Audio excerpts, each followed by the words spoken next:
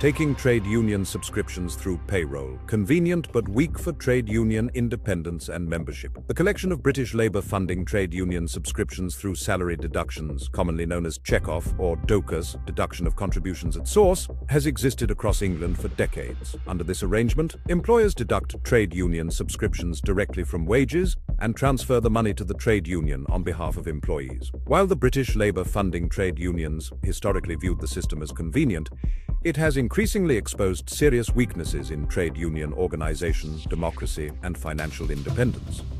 Why true trade union independence is important. The Workers of England Union believes that a trade union should be built upon a direct and conscious relationship between members and the organisation, trade union, representing them. When workers pay subscriptions directly through direct debit, they actively choose each month to support independent representation when it is needed. That direct connection encourages accountability, participation, and engagement from both the trade union and its member. By contrast, salary deduction systems can create passive membership. Trade union subscriptions disappear automatically alongside tax, pension contributions, and national insurance deductions. Many workers rarely check their pay slips carefully and may not regularly think about what they are paying for, how much they are contributing, or ineffective their trade union is when they need to be represented. Stephen Morris, General Secretary of the Workers of England Union, has always advocated for closer membership and trade union relationship and said, direct payment systems strengthen the relationship between trade unions and members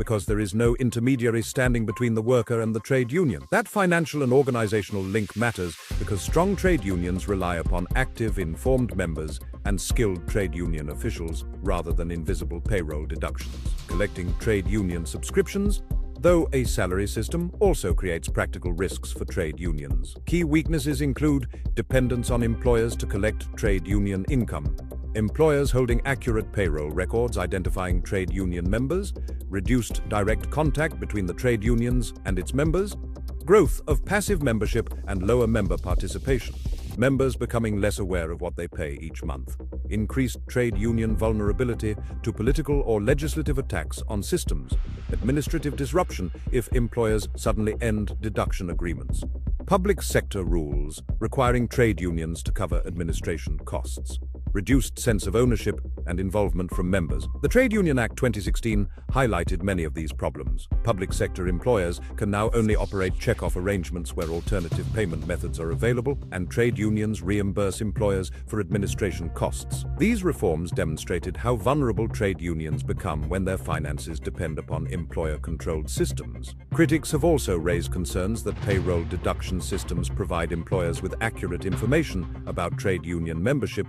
through payroll records. Taking trade union subscriptions places the employer inside a relationship that should fundamentally remain between workers and their trade union. Direct debit is not simply an alternative payment method. It reinforces the principle that trade unions belong to members, not employers. Every payment becomes an active decision to belong to a trade union for employment protection, and the trade union should be truly